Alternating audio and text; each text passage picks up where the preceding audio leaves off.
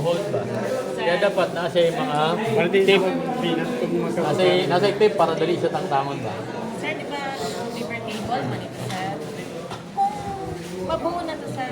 Art lang naman, delivery table. Art lang yan. Pwede man, sir, maliit. Coffee table lang. Kung sakali, sir, magkano na po ang bentahan ng ganito na sukat? Ang ginagagawin mo yan, ma'am, pag ikaw magbebenta, you have to break down the cost ng materials. Hindi natin pwedeng kayo iba. Ito, nara to, malang nara, di ba? Nasa 100 pesos. So, may break down ka pa rin ng material. Ito eh. Wood, epoxy, di ba? Pigment, top coat, di ba? Then, consumables mo, formworks mo. Then, total cost ng labor, ng materials, plus 40% labor, plus 20% profit, di ba? Then, nakita mo na, mura man, pwede pa dagdagan ng 50,000. Depende. Tanong ko lang sir ha. Halimbawa sir.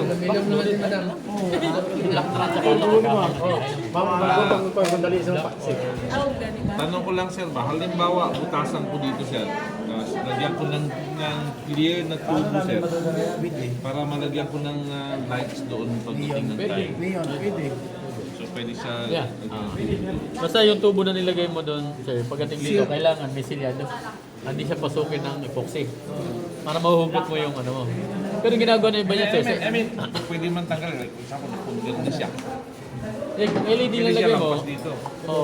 ang imuhang tube, ang purpose nun is para may sunod mo naman ng ano, ang LED strip, di ba? Pwede mo tanggalin ko ano. So dapat naka-silyado. Pwede mo sunod. Pwede mo na rin ganun. Pwede. Kung yung nilagay mo sir, ano sir? Yung bilog na styro. Ah. O ay dyan yung lapang na para makuha mo para wala ka. Hindi, pwede mo sa pagkatapos yun. Mayroon lang. Hindi naman pwede malimpyuhan mo siya. Basta Ang iba, ang ginagawa niya iba, sa ilalim talaga, naglalagay din sila ng groove. Doon lang nilalagay. Lagyan mo na ng router. Finish na. Tiran mo lang. Sa ilalim ba, mag-cut ka lang, mag-counter ka, counter, strip. Para at least pag napunde, matanggal yan. Mas ano yun. Kaya kato siya, okay naman po Hindi siya. ako Kaso sa lang, sulod. makaano din siya sa design mo ba kung sakali. Tapos mawig pa siya, kaya halo naman ito. Kaya ang imo ang purpose, hindi man makita ang ilaw. Gusto mo lang na isiga ka sa ka. Sa ilalim mo siya ibutang. Para mag-glow yung buong ano mo, di ba? Kaya kung dili siya, hindi yung silag makita mo yung ilaw. Ilaw. Wala nang makakuha po sa ano. So maganda sa ilalim siya ibutang. Mag-router ka, tapos i-strip, idikit mo lang dyan. Sige, so ito, 2:1, mas madali ito sa i-compute. Ang part A mo, half lang ang part B. Diba? And then, ito, wala problema. Halimbawa, sa una, doon sa casting, ginagawa natin, bago tayo mag-mix ng hardener, kung marami tayong imi-mix, nilalagyan muna natin ng colorant yung part A. Diba? Bago ilagay yung part B, para yung 30 to 40 minutes mo, kaya. Ito, pwede mo nang i-mix lahat. Then pwede ka pang mamalingke 1 hour pagbalik ni mo, di pa na siya pwede. Nga na siya, di ba? So, and there's a reason behind that, bakit ganun yung formulation natin. Para maiwasan natin yung kagaya nun na nasunog, nag-crack, di ba? Ayan. So ito, meron ako mga client sa Cebu na malalaki. Basta, kung 3 inches ang slab mo, tapos gagamit, di ba? Sa 3 inches mo, computation ko is, kailangan ko ng 50 gallons, 50 liters. So, i-divide ko sa 3 yun kasi 1 inch per pour. Diba? So meaning, yun ang dapat haluin mo per pour. And kung gusto mo ng clay, kagaya yung sample ko nung kanina, yung meron siyang in-embed na mga Star Wars na toys. Katong Star Wars, mga collectibles yun, mahal yun. Kasi yung student na ako na gumawa nun, natatakot siya gumawa. Baka madisgrasya, hirap na tanggalin, di ba? Kailangan clear, dapat di makita ang sumpay. So kung clear, para di makita ang sumpay, dapat, kung 3 inches yan siya, divide mo sa 3, 1 inch per pour. Then after gel time, mga 7 hours na gel na siya, tsaka ka mag-pour. Huwag mo ipa-cure ng cure. Kasi sa ibabaw, clay gid na siya, pero sa gilid, makita mo gid ang sumpay. Kung gusto mo nga mawala ang sumpay niya, dapat dapat wala matutulog. Wala matutulog. Every 8 hours, di ba? Sir, sure ba talaga yan na kahit na ano yung room temperature mo, at 7 hours, yun na yung gel time mo? Ang nakalagay doon sa technical data natin, magbabali yan, sir. Not only for the room temperature, but sa volume na binibigay mo. So, yung range natin na yan, nandiyan tayo within that range. Yeah, pero ang iba po, titigas kasi siya dyan kung at 1 inch mo eh. So at 1 inch na nilagay mo, magkaiba man yung temperature mo, at 7 hours, yun na yung gel time niya. Pwede mo nang dadagdagan. Yes. Or mayroon ka bang mga dapat matitingnan mo doon sa nilagay mo? Ganun yung na pala yun, pwede sir. mo Oh. Pag ginanya mo siya, tapos gel na, wala gel time. Indication, kailangan siya Pwede mo na makita siya mo. lalagyan. Yes. Toothpick at Okay. toothpick. Ngayon, sir, like for example, yung iba sabi 8 hours, nag-alarm sa 8 hours talaga. Then yung binuhos pala niya ng pangalawang buhos, medyo mas marami. Medyo nauna siya dun sa 8 hours, di ba? So that's why, with the range ng 5 hours to 7 hours, from time to time, isi-check mo rin. Check mo na lang. Check mo rin, para sure. I-check mo rin, di ba? Sakto rin yung kay sir kasi pagka room temperature, pag mas mainit, minsan medyo mas malamig, medyo mas lugay. Mao na, sakto na siya. Sige, sir, isalin mo yun. So yun yung one. Okay lang sa sir, paskin open. Sabi sa gawas ka mo yung... Okay lang, pero ang abog lahat, kung ang design mo is with abog, okay lang. Dapat naka-close. Ang alikabok kasi. Design mo lang, dagdag. Ano yung design mo? Tangan lang kotse. I-order sa client ako. Para ang tawag sa dirty, ano na? Dirty pork. Dirty po. Mahirap na dirty. Bawal lang yung kusina. Ay, ba't ka sa gilid ng kasyada? Order ng client na ako, desierto daw. Abog-abog. Desierto na gano'n. Sunstorm. Sunstorm. So ayan, actually, meron din doon mga, like for example, nakikita nyo sa YouTube, meron silang mga collection, no? Like, I think, doon banda sa ano, yung malapit sa Marawi, dagyan sila basyo ng balaba. Ilagid to ginasyain. Ilagid di paluto diyan. Indot pa sa Guwapo to Granada. Oo. May pin pa, no? May pin pa ba? Yung like, ang pin, pwedeng anaon ba? Tao sir, katugikan dito, tao. Tao. Reserve ba? Ha? Oo, tumok na. Oo. Procent pa. Okay Yeah. na. So, okay na? Okay mo na? Mix you. So, mix na. So, importante lang dito, yung iba, nakikita nyo sa, iba naglalagay ng sealer dito, di ba? So, mas maganda walang sealer. Kasi, kailangan nayaan natin ang epoxy nga mag-penetrate para mas matibay. Yung iba naglalagay ng sealer para malis sila yung bubbles. Di ba? Kasi pag simip-sip yan, bubbles. So, yung epoxy natin, that's why 5 to 7 hours, bantayan nyo lang para yung bubbles makasaka pa. Oh. Sealant. Wala, sili na. Yan, ito sa ibabaw. Kailangan ninyo ng supply ng kahoy. Sabi lang kayo, marami sa balimbang. Wala. Hindi, ito rin, ano niya, ito, ibabaw na. Itong ibabaw na. Ito talaga nara kasi ito. The price is right. So kung kagaya no, sa akin sa Cebu, yung Rubio Monocot, nagbibenta rin ako sa Cebu.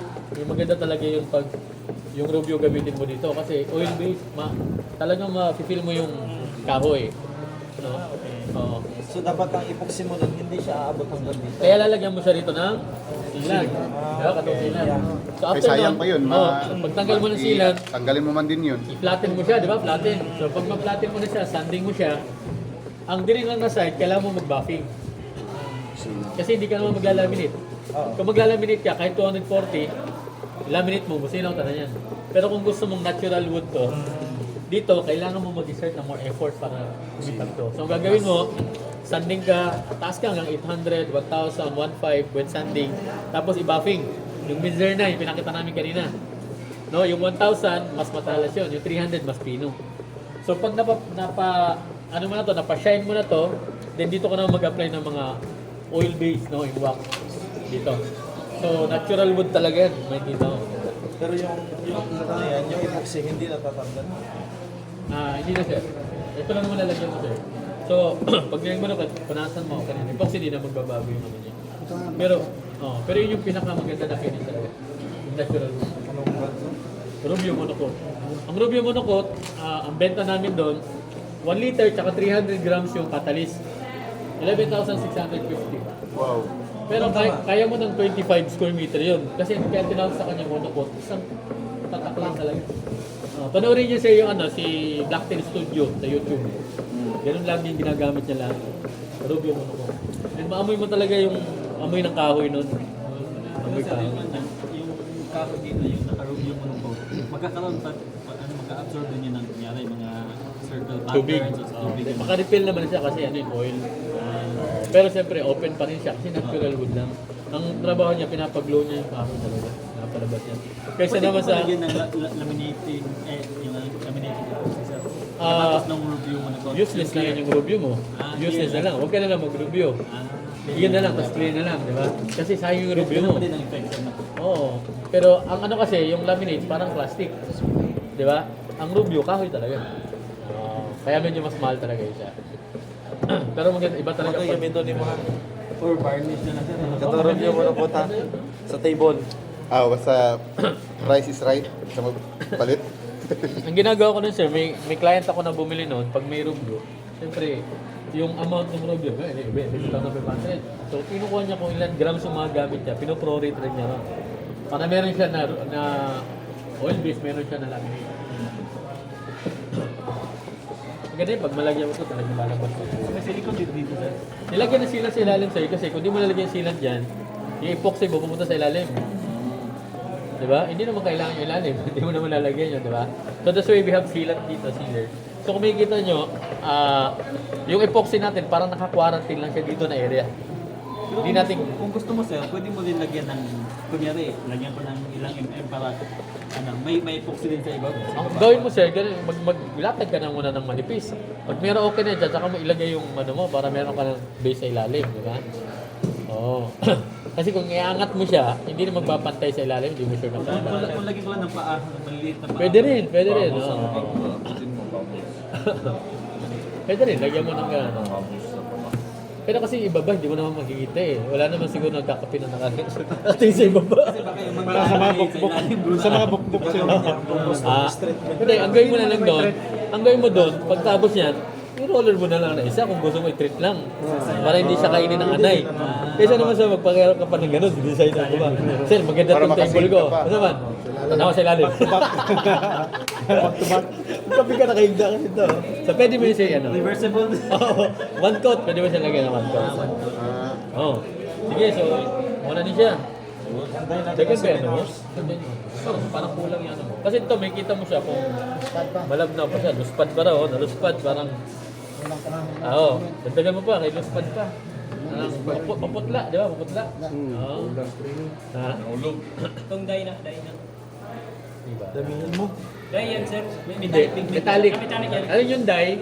Patak lang yun, drop lang. Tapos, kung red siya, mag-red siya, pero translucent, may kita mo pa. Pwede din dun sa industrial sa tintig yung Hindi. dye. Heavily pigmented ang industrial, mahirapan ka itin ang industrial. Kaya ang industrial, hindi siya hinahaluan ng mga kausan. So pang casting lang talaga yung dye. Casting or kahit sa laminating, pwede.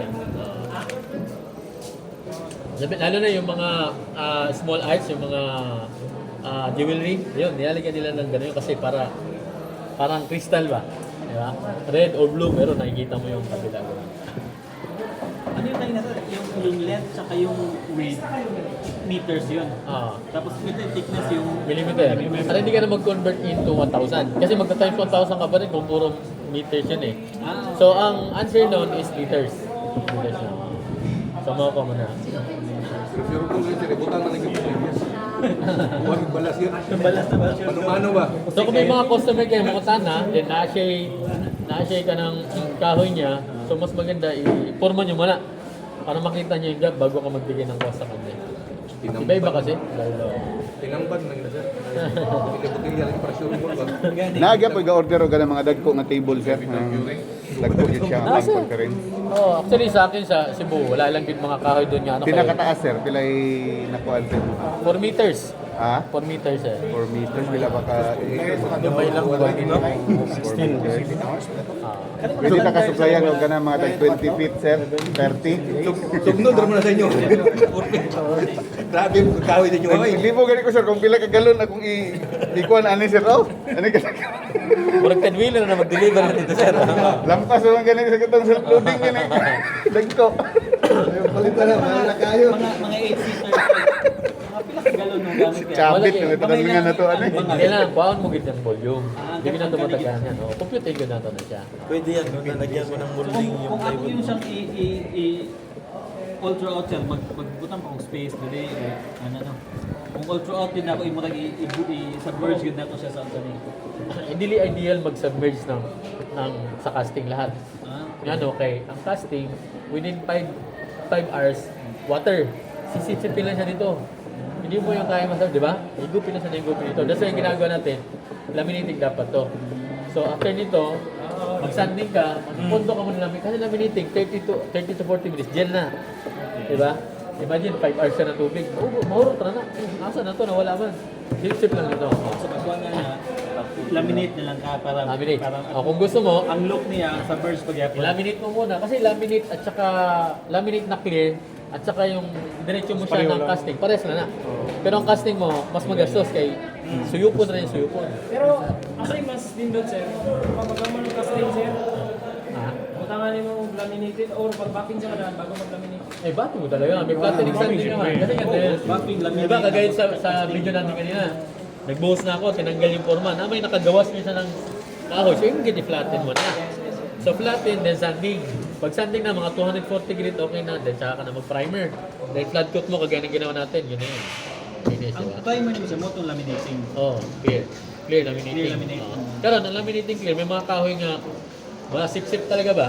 Pag guman mo ng primer, nakita mo na yung mga busot yun, ispatan mo yung mga busot na yun, kaya pag okay na yan, then nag-flood out ka, uulit ka talaga kasi suyupon gihapon yan. Dahil mo gawas gihapon na nababos, hindi mo gin ma-perfect ka.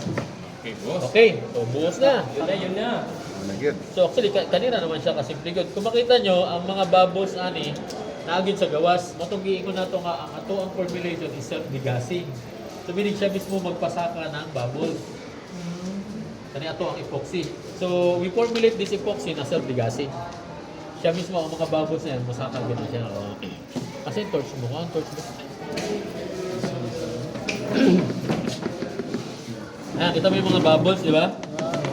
Saka ko yung mga bubbles na, masaka gano'n siya. Oo. Punasan lang yan, or pag yan. Oh. Yung bubbles na to, pag sanding mo siya, ito, sanding pa man yan. Sanding mo tayo. Kung basahan, punasan mo na lang to. Saka kuha ka ng pang swirl. Yan, self-degassing. Itong bubbles na to, galing to sa pag-mix. Pag-mix natin ganyan, di ba? So, pag binuhos mo yan siya, nasa ilalim, musaka agad na. Na, musaka agad na. Ngayon, kung digid ka, kahit hayaan mo lang to ng 5 bars. Pwede nga accept sa fire siya. Ha? Pwede nga accept sa fire. Masama. Pwede na, pwede kumbaga, sa Di siya combustible, flammable. Dili kay solventless man ta. Kasi pag hindi na Subukan natin. Sundihan natin. Ayun.